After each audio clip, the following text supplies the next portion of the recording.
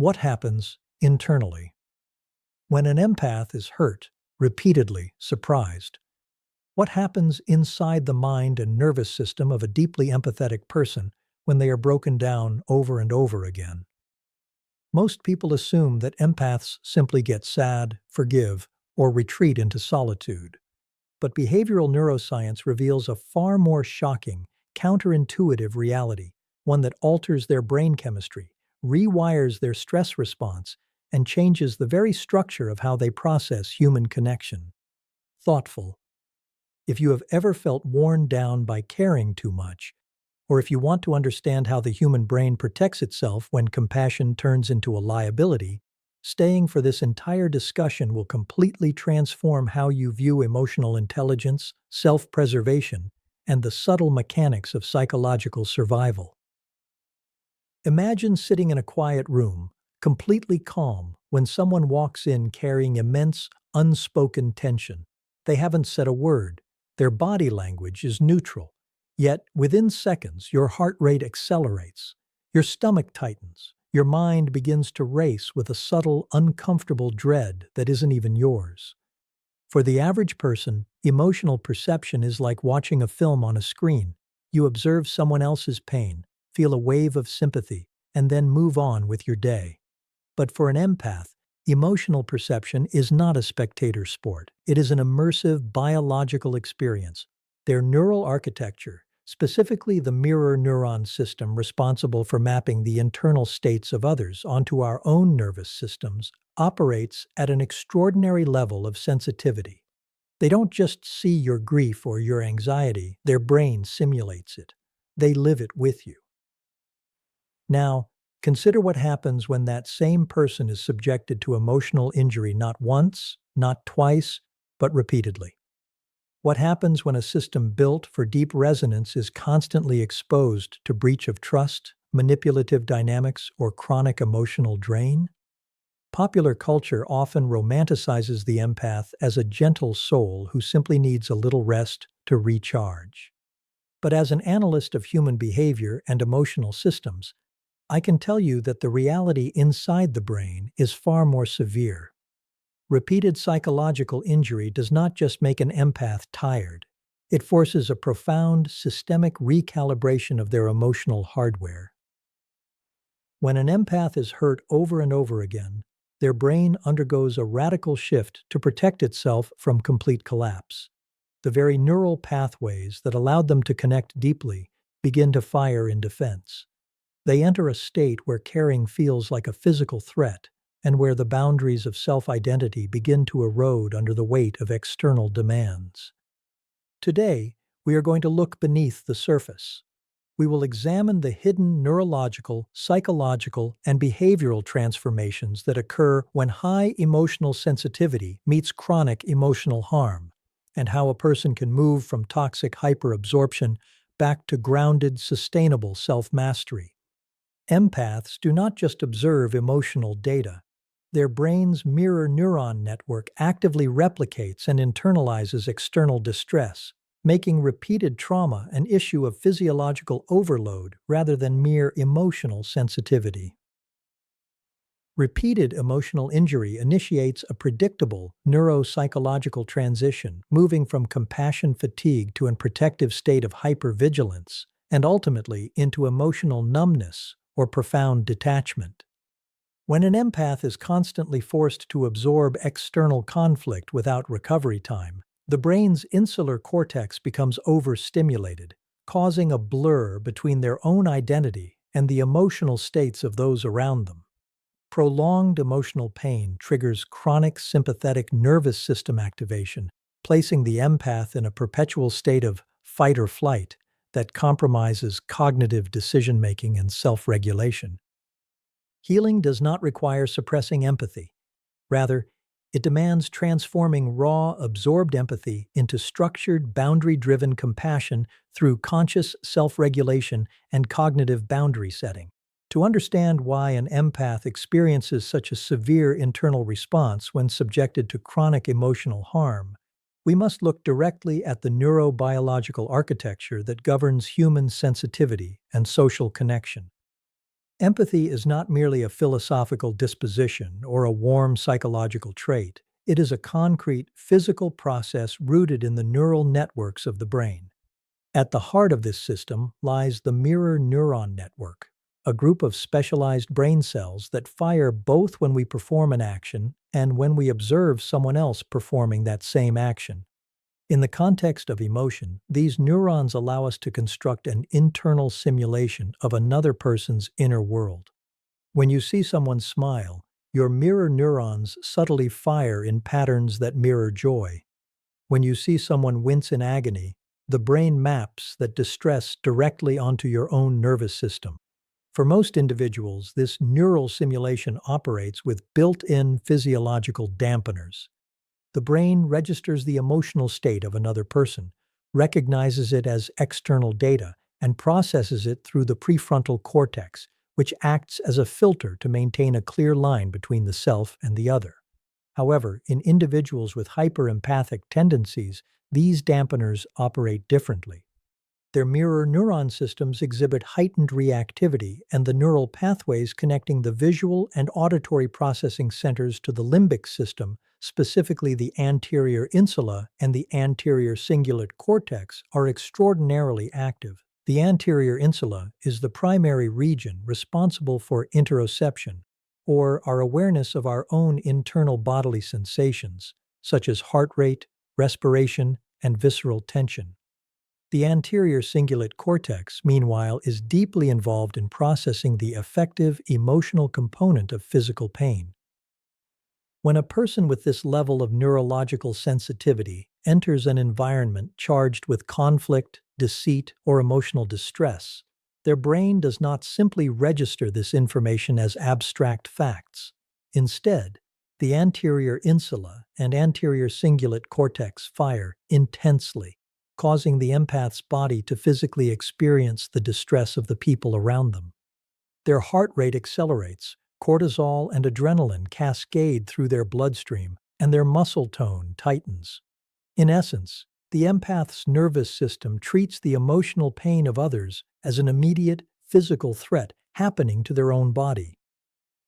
When this process occurs occasionally, the brain can regulate itself through rest, cognitive reframing, and self-soothing techniques that allow the parasympathetic nervous system to restore equilibrium.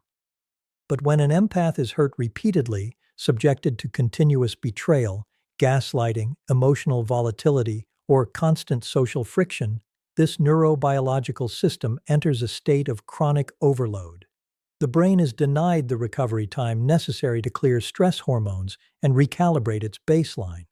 Day after day, the anterior insula remains overstimulated, flooding the individual with visceral distress signals. This continuous neurobiological bombardment distorts the brain's internal monitoring mechanisms. Because the neural pathways for self-generated pain and absorbed pain overlap so heavily, the brain begins to lose its ability to accurately distinguish where the empath's identity ends and where the external threat begins. The constant activation of these pain pathways converts what was once an extraordinary gift for social resonance into an intolerable state of biological stress, turning the empath's own body into an ongoing crime scene of neurological overstimulation. When emotional injury shifts from an isolated incident to a relentless pattern, the empathic brain undergoes a profound transition, abandoning its natural orientation toward connection in favor of a desperate strategy for survival. In the early stages of repeated distress, an empath typically encounters compassion fatigue, a state of profound emotional and psychological exhaustion, where the capacity to offer care becomes severely depleted. While compassion fatigue is painful, it is fundamentally a state of depleted energy, a temporary depletion of inner resources. However, if the psychological harm continues without reprieve, the brain recognizes that mere exhaustion is insufficient to protect the organism. It must alter its fundamental operating system, initiating a neuropsychological pivot from passive fatigue to active hypervigilance. This transition is driven primarily by the amygdala, the brain's primary threat detection engine. In a healthy state, the amygdala evaluates environmental cues to identify immediate physical dangers, But when an empath experiences chronic emotional harm, betrayals, or unpredictable hostility, the amygdala rewires its priority list, elevating emotional, unpredictable behavior, subtle rejections, and hidden resentment to the status of critical survival threats. The very neural hardware that previously enabled the empath to offer deep understanding and attuned presence is co-opted by the brain's defense mechanisms. Empathy is effectively weaponized by the survival instinct, transformed from a bridge for mutual intimacy into an ultra-sensitive, long-range emotional radar system. In this hyper-vigilant state, the empath no longer listens to connect or validate. Their brain automatically scans every interaction for micro-expressions, subtle shifts in vocal cadence, delayed text responses, or minute changes in posture that might signal impending danger or deception. What an external observer might perceive as quiet attentiveness, deep listening, or gentle reserve is, in reality, an intense, exhausting internal military operation. The empath's central nervous system remains locked in a low-grade, continuous state of sympathetic nervous system activation, flooding the body with steady streams of norepinephrine and cortisol.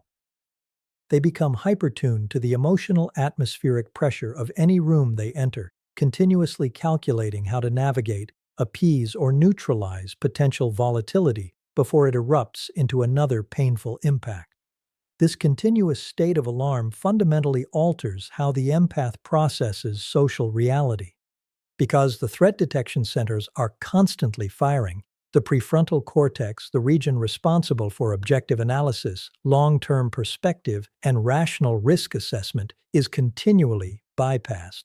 The empath becomes trapped in an endless loop of anticipatory anxiety, interpreting even benign or neutral human behaviors through a lens of potential harm. They are caught in an agonizing neuropsychological trap. The very sensitivity that once allowed them to cultivate rich, meaningful relationships now keeps them in a perpetual state of readiness for war, ensuring that true rest, authentic connection, and genuine psychological safety remain entirely out of reach. The breakdown of internal boundaries and the erosion of personal identity represent perhaps the most insidious psychological consequence of repeated emotional harm in an empathic person. Under normal conditions, a healthy individual develops a clear psychological skin, a distinct boundary that separates their internal emotional state from the external environment. This boundary allows a person to stand near someone else's grief, anger, or anxiety without mistaking those emotions for their own. However, when an empath is repeatedly subjected to emotional turmoil, manipulation, or chronic interpersonal distress, this psychological skin begins to degrade, leading to a profound state of emotional fusion and identity loss.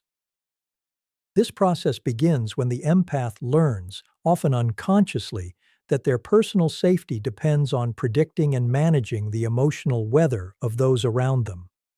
When an environment is volatile or harmful, the empath's survival strategy becomes completely externalized.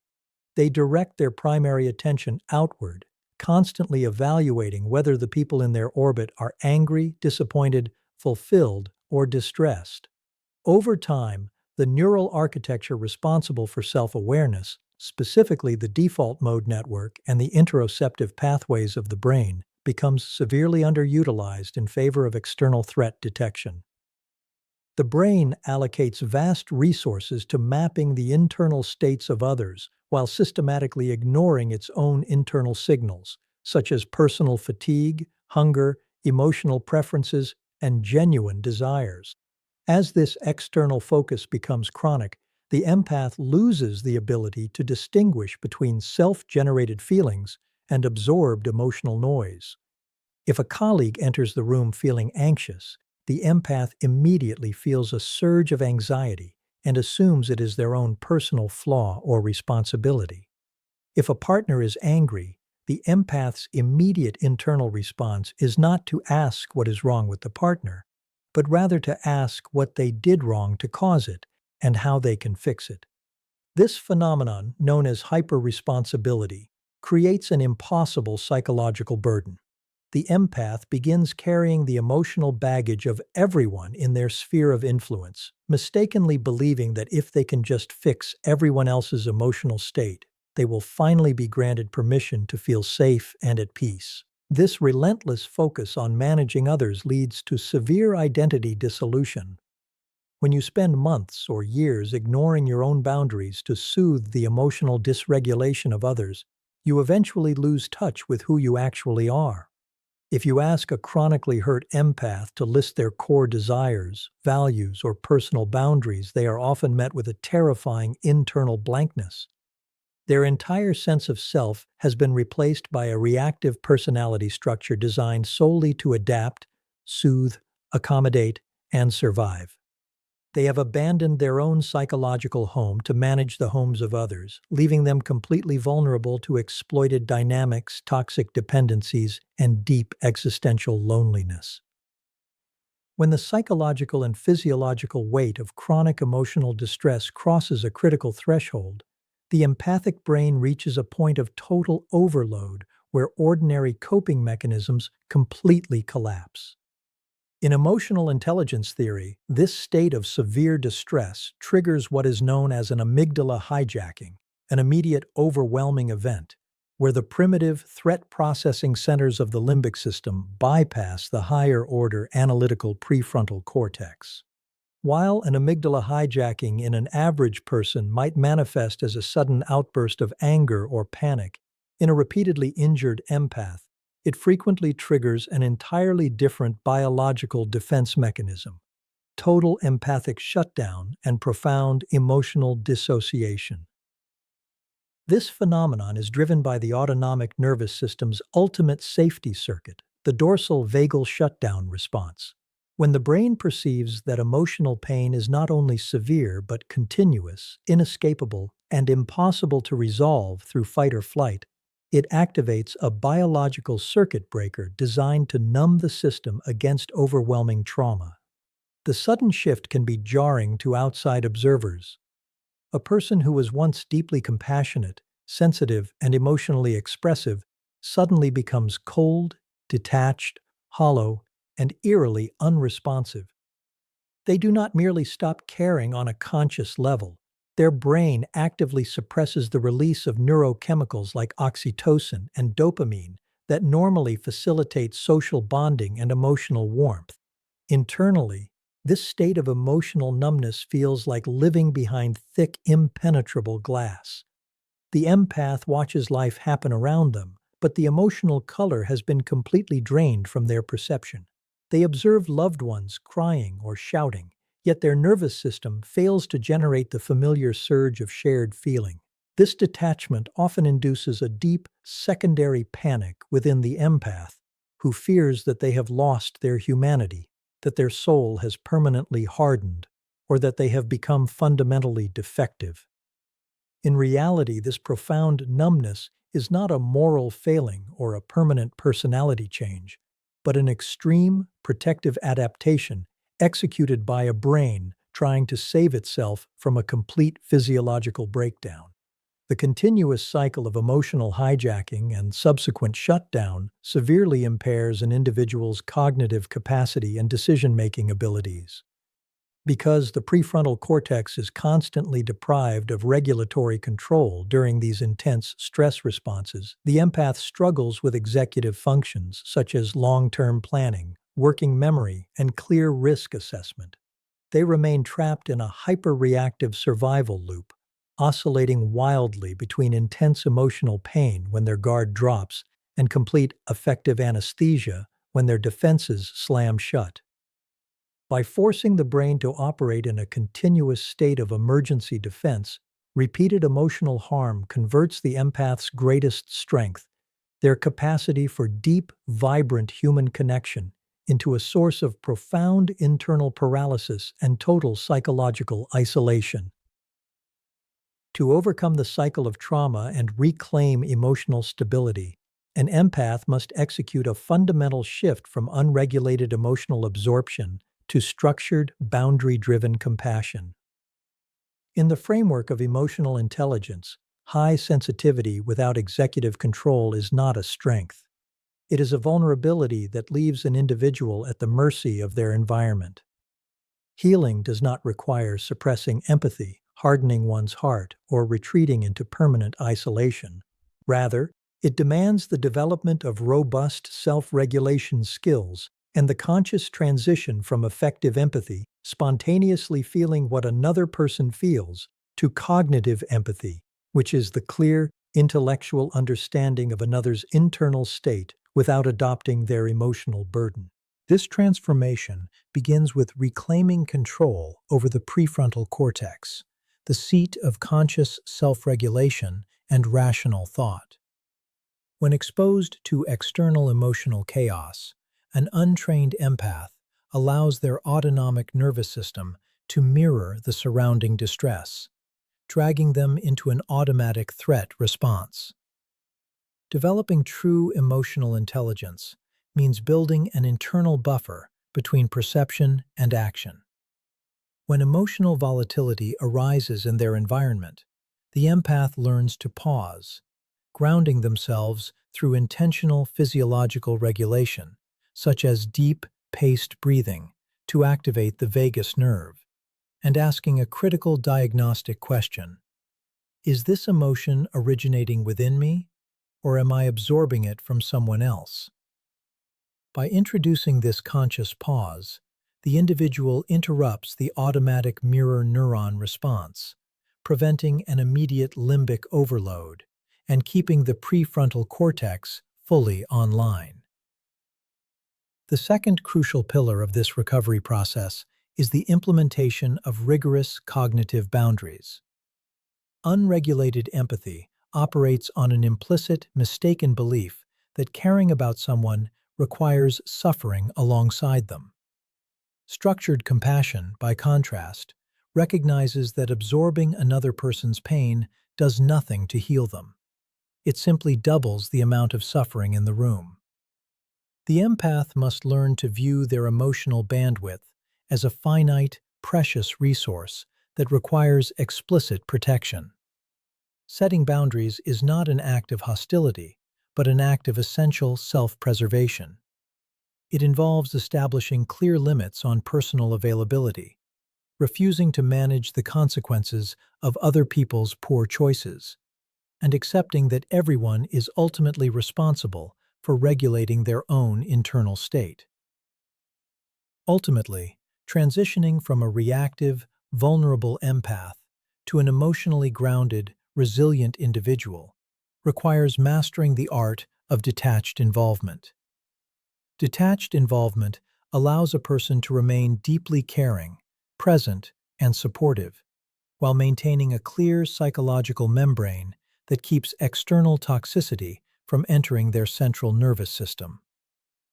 By combining high affective sensitivity with strong cognitive boundaries, self-awareness, and intentional emotional regulation, the individual transforms empathy from an exhausting liability into a sustainable, powerful capacity for genuine leadership, authentic connection, and lasting psychological strength.